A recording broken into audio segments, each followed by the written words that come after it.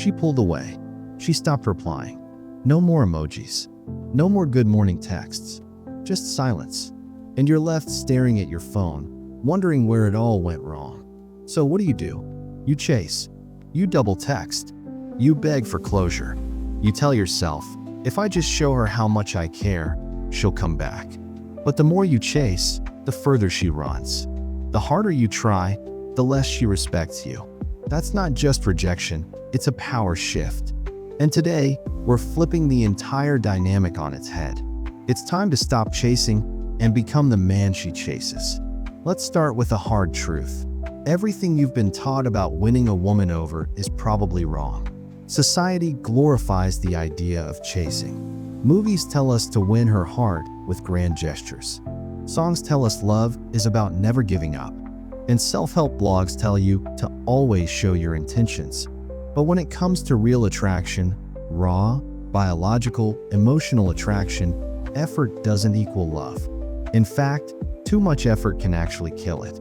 Because when you chase, you signal one thing above all else: that she's the prize and you are not. See, attraction is not just about looks or charm. It's about perceived value. It's about power dynamics. And power is a silent currency in every relationship. The moment you start chasing, you surrender your value. You become the one seeking approval, and she becomes the one deciding your worth. This power imbalance flips the natural polarity between masculine and feminine energy. Instead of being strong, grounded, and secure, you become anxious, reactive, and desperate. And no one finds desperation attractive. So, how do you shift the power back? Emotional detachment. Not because you don't care, but because you value yourself more.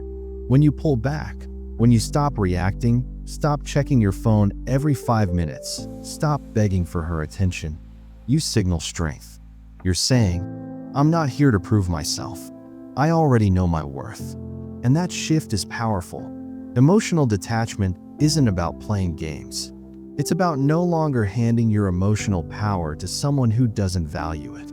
Let me be clear, emotional detachment doesn't mean you stop loving or caring. It means you stop needing. You stop needing validation, needing her approval, needing her to fix the way you feel. That's where your strength begins. Because when you are emotionally grounded, you become a rock in a world full of waves. She might expect a reaction: anger, jealousy, sadness. But when she gets peace, silence, and calm instead, that's when she starts to question her choices. Enter the no contact rule. This is where the real transformation begins. When you cut all communication, no texts, no calls, no social media likes, you break the cycle. You remove yourself from the game. And in today's hyper-connected world, where silence is rare, your absence becomes deafening. Suddenly, she's not sure what you're doing, who you're with, or what you're thinking. That silence creates tension. That absence creates space. And in that space, curiosity grows. Doubt creeps in. And desire, real, organic desire, starts to rebuild. Now, here's the most important part of the no contact rule. It's not about making her miss you. It's about rediscovering you. This is not the time to sit around waiting for her to text you. This is the time to transform. Go to the gym. Start that business you've been putting off. Level up your finances, your body, your social circle. Start journaling. Meditate. Read. Improve. Because the best revenge is not proving her wrong. It's becoming the man who doesn't even need her back. This process isn't easy. Heartbreak hurts. Rejection stings. But pain is fuel. If you use it, channel that energy. Turn your heartbreak into horsepower. Because the man who turns pain into purpose is unstoppable. You'll find that the more you focus on yourself, the less you crave her validation. And ironically, that's when she'll feel drawn to you again. Not because you chased, but because you didn't. So what happens when she reaches out? When she texts, "Hey, I've been thinking about you." That's where boundaries come in. This is the part most men fail. You've done the work. You've rebuilt your value. But the old you, the version that chased, that overcommitted, that begged, wants to come back. Don't let him. This time, you decide how the interaction goes. You set the tone. You determine what's acceptable and what's not.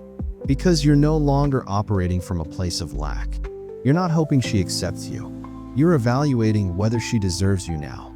Boundaries are not walls to keep people out. They're filters that allow the right ones in. When you enforce them, you're not being difficult, you're being self-respecting. If she wants back into your life, she has to meet your standards. She has to earn back the place she once took for granted. And if she doesn't, you walk, not out of anger, but out of power. Because walking away is the ultimate display of strength. It says, I don't need you to be whole. I am already enough. And here's the wild thing about all of this. It's incredibly attractive. You become mysterious in a world obsessed with attention. Everyone's online. Everyone's chasing likes, followers, messages. But you vanish. No posts, no drama, no thirst traps, just silence. And in that silence, your value skyrockets. Because you're not another guy begging for attention. You're the one who doesn't need it. And in her mind, you go from predictable to unforgettable. It's human nature. We want what we can't have. We value what's rare. And when you stop giving your attention freely, when you become selective, intentional, and purpose-driven, you become the rarest thing of all in modern dating. A man with options, focus, and peace. That's what makes you irresistible. Now let's zoom out. This isn't just about getting her back. This is about becoming a man who doesn't need her back. It's about building a life that excites you, with or without her. When you become that version of yourself, you stop asking questions like, will she text me? And start asking, does this relationship serve my growth? You move from needing love to choosing love, from chasing approval to commanding respect. The truth is, most men don't lose women because they lack love. They lose them because they lose themselves. They forget their mission. They abandon their boundaries. They shrink to fit inside a relationship.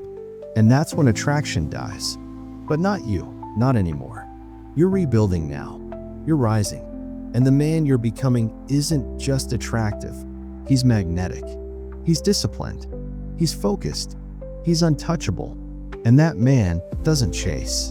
So when she comes back, and chances are, she will, you won't need her. You'll want her maybe, but you'll choose her only if she fits your values, your path, your standards. Because you are no longer the boy who begged. You are the man who builds, the man who leads, the man who inspires respect without raising his voice. You are the prize. And if she doesn't come back, that's fine too. Because the real goal was never about getting her again. The goal was getting you back. Your purpose, your confidence, your peace. And once you have those, no one can take them from you. So stop chasing. Start rising. Pull back. Detach. Grow. Set boundaries. Command respect. And become the kind of man she regrets losing and the world respects forever.